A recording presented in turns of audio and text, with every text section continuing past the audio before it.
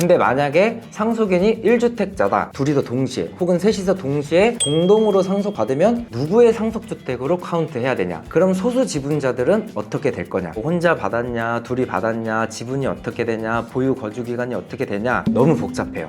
제가 한번 정리해 드리겠습니다. 안녕하세요, 텍스인사이드 이정근 세무사입니다. 자, 오늘은 재밌는 주제를 하나 가져왔는데요. 주택을 상속받게 되면 상속인들 입장에서 굉장히 세금 문제가 복잡해지죠. 그래서 주택을 취득할 때와 보유했을 때, 그리고 처분할 때까지 과연 상속주택이 세금에 어떻게 영향을 미치는지 제가 한번 정리해 드리겠습니다. 자, 그럼 첫 번째 취득에 관한 얘기를 먼저 해보면 좋을 것 같은데요. 취득세, 내용이 많이 복잡하지만 상속주택 가지고만 얘기를 한번 해볼게요. 먼저 주택을 상속받을 때는 저희가 2.8%의 세금이 붙게 되는데, 농특세나 지방세까지 감안하면 3.16% 정도 예상하시면 됩니다. 근데 만약에 상속인이 1주택자다, 그런 경우에는 특례세율이 들어가서 보통 0.8%, 국민주택규모 초과한다고 하면 0.96%까지 결국 1% 안쪽에서 세금 문제가 정리가 되시니까 이걸 감안하시면 좋을 것 같습니다. 그리고 이 세율과 별도로 저희가 이제 과세표준이라고 해서 얼마 기준으로 세율을 적용할 거냐를 판단을 할 건데, 그 과세표준을 할 때 시가가 아니고 공동주택 가격 혹은 개별주택 가격 기준으로 1%에서 3% 세율이 적용된다고 보시면 될 것 같습니다. 그리고 제가 요걸 하나 빠뜨렸는데, 취득세는 아직 중과제도가 살아있죠. 근데 현행 취득세 중과가 유상으로 취득했을 때는 다주택자한테 적용되고, 무상으로 취득했을 때는 증여에 한해서 적용되기 때문에 상속받은 주택 자체는 중과 적용 대상은 아니다. 근데 내가 상속받은 주택이 있고 일반 주택을 추가로 계속 취득을 할 수도 있겠죠. 그때 이 상속주택은 돌아가신 날부터 5년까지는 주택수에 들어가지 않지만 5년이 경과하면 주택수에 포함이 되니까 그 다음에 주택을 취득하실 때 잘 판단하시길 바랍니다.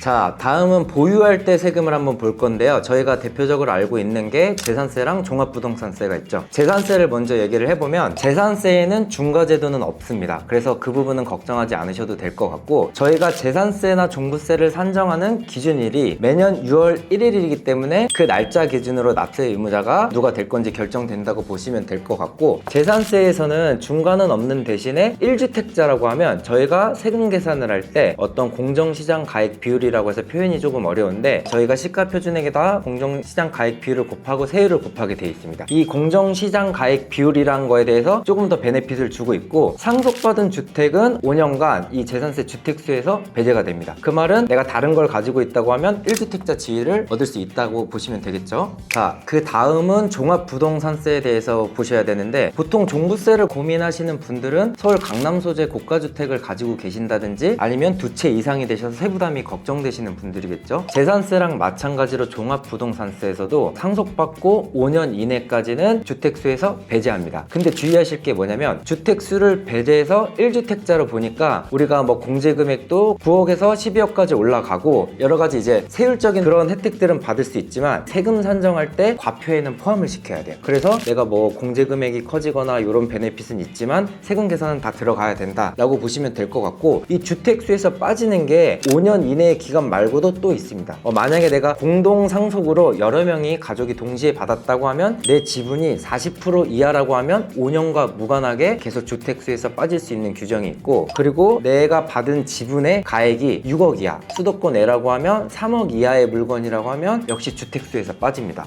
그래서 지금 제가 말씀드린 세 가지 중에 하나에 해당된다고 하면 1세대 1주택자가 되시는 건데, 첫 번째 상속 개시일부터 5년 이내, 두 번째 내 지분이 40% 이내, 세 번째 내가 받은 지분 가액이 6억 원 이내에 해당되시면 종부세 부담도 많이 덜 수 있을 것으로 보입니다.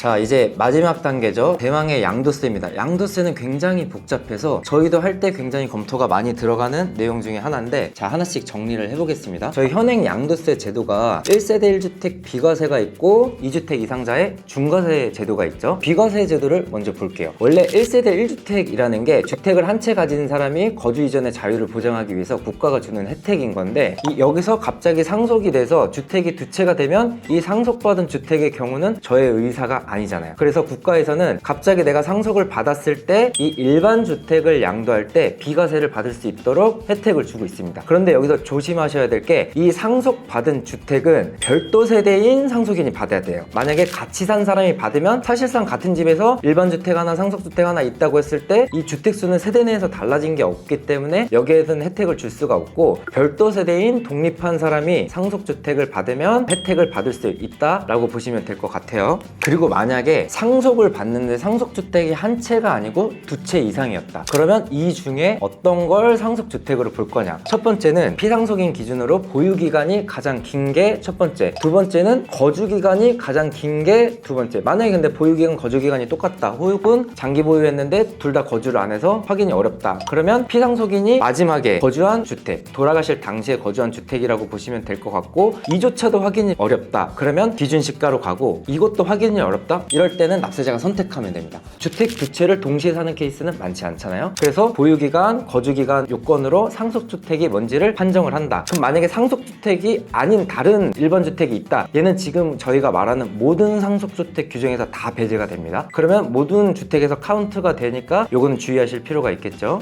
자, 그럼 또 이런 고민을 해볼 수 있을 것 같아요. 이 주택 하나를 둘이서 동시에 혹은 셋이서 동시에 공동으로 상속받으면 누구의 상속주택으로 카운트해야 되냐. 먼저 판정 기준은 이 공동 상속인 중에 지분이 가장 큰 사람의 상속주택으로 들어갑니다. 그럼 만약에 3분의 1씩 똑같이 받았다. 그러면 어떻게 하냐. 이 상속받은 주택에 같이 산 사람을 기준으로 우선순위를 판단을 합니다. 근데 만약에 엄마와 아들이 같이 살아서 또 2명이다. 그럴 때는 연장자 기준으로 어머니의 상속주택으로 인정이 되니까 판정을 해주시면 좋을 것 같고, 그럼 만약에 셋이서 받았는데 이 다수 지분권자는 상속주택으로 인정이 돼서 앞서 말한 여러 가지 비과세 혜택을 받는다고 했는데, 그럼 소수 지분자들은 어떻게 될 거냐. 저희 비과세 판단할 때 이 다수 지분권자 외 소수 지분자들은 다 이거는 주택수에서 배제됩니다. 근데 여기서 잘 판단하셔야 될 게, 지분을 많이 받은 사람이든 적게 받은 사람이든 이 일반 주택을 파실 때는 비과세 적용이 가능하지만 이 상속받은 주택을 먼저 파실 때는 비과세 적용이 안 된다는 거, 요거 주의하셔야 됩니다. 그래서 항상 일반 주택이 있는 상태에서 상속주택으로 들어오면 괜찮지만, 상속을 먼저 받고 일반 주택을 샀다,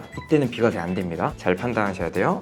자, 그리고 상속받은 주택 비과세가 받을 수 있다라고 했을 때 또 저희는 또 복잡한 판단이 들어가야 되죠. 현행법상 비과세를 받으려면 보유 요건과 거주 요건 충족이 돼야 되는데, 이 기산을 언제부터 할 거냐. 이 상속받은 주택의 보유 요건이랑 거주 요건은 동일 세대냐 아니냐에 따라서 또 판단이 달라집니다. 만약에 동일 세대인 경우에는 상속받은 주택은 피상속인이 보유하고 거주한 기간을 합산하기 때문에 조금 더 유리하지만, 별도 세대인 경우에는 이제 상속인 기준으로 다시 카운트를 해야겠죠. 그래서 비과세 대상인지 판단을 해보시면 될 것 같고, 그리고 우리가 세금 계산을 할 때 보유기간이 길면 장기보유 특별공제라는 걸 해주잖아요. 이거는 무조건 상속인 받은 사람 기준으로 판단이 들어간다 라고 보시면 될 것 같아요. 그리고 이 과세 표준이 나왔으면 저희가 또 이제 세율 적용을 해야 될 건데, 저희가 뭐 주택 같은 경우는 1년 미만이면 70%, 2년 미만이면 60%, 이제 2년 초과면 일반 세율이 적용되겠죠. 이때 이 보유 기간에 대한 판단을 피상속인 기준으로 합니다. 이거는 뭐 세대가 동일 세대냐 별도 세대냐 상관없이 피상속인 기준으로 가니까 우리가 비과세 판단과 장기 보유 공제 판단, 그리고 세율 판단에 있어서 각각 판단이 들어가줘야 된다. 근데 제가 지금 비과세만 설명드렸는데도 혼자 받았냐, 둘이 받았냐, 지분이 어떻게 되냐, 보유 거주 기간이 어떻게 되냐, 그리고 또 내가 비과세가 된다고 해도 누구부터 기산을 할 거냐, 상속인부터 갈 거냐, 피상속인부터 갈 거냐, 너무 복잡해요. 그래서 제가 항상 말씀드리고 싶은 건, 이런 비과세 판단을 너무 당연하게 판정하지 마시고 꼭 전문가와 상담을 하셔서 판정을 하고 양도를 진행하시길 바랍니다. 자, 이제 비과세 얘기를 다 했으니까 중과세 얘기를 한번 해볼 건데, 현행법상 26년 5월 9일까지는 다주택자 중과세가 유예되고 있습니다. 과연 이게 1년, 2년 더 연장될 거냐 안 될 거냐. 만약에 안 된다고 하면 상속받은 주택도 중과 대상이 되냐. 아까 취득세랑 재산세, 종부세에서 본 것처럼 상속일로부터 5년 이내에 양도한 주택은 중과 배제가 됩니다. 그럼 결국 5년이 초과하고 조정지역에 있는 상속받은 주택은 이제 중과세 대상이 된다는 거겠죠. 여러분들에게 5년의 시간이 있으니까 이걸 계속 보유를 할지 처분을 할지 판단하시면 좋을 것 같고, 또 하나 주의하실 사항은 이 상속받은 주택에 대해서 5년과 경과 규정을 두는 거지, 이 상속받은 주택이 있을 때 일반 주택을 판다, 이건 다른 얘기입니다. 여긴 주택수가 들어가니까 얘 중과는 별도로 판단해야 된다라고 보시면 좋을 것 같아요. 자, 오늘은 만약에 상속인이 주택을 상속받는 경우에 세금에 대해서 어떻게 되는지를 제가 한번 쭉 살펴봤는데, 지금 영상을 보신 분도 느끼겠지만 아마 취득세 얘기할 때는 그렇구나, 재산세 얘기할 때 그렇구나, 그리고 양도세까지 끝나고 나니까 뭐지? 라는 생각이 드실 거예요. 이거는 모두가 마찬가지고, 저희 세무사님들도 상속주택에 대해서 검토를 할 때는 개별 세법에 어떻게 규정되어 있는지 계속 체크를 합니다. 그래서 저는 상속주택을 어떻게 할지를 받은 다음에 고민을 할 수도 있지만, 상속에서 협의하는 단계에서 상속인의 상황에 맞춰서 미리 설계가 들어가시는 게 더 세금적으로 좋은 선택을 할 수 있지 않을까 생각이 됩니다. 그래서 오늘 영상이 도움이 됐길 바라면서 꼭 상담 받으세요. 지금까지 텍스 인사이드 이정근 세무사였습니다.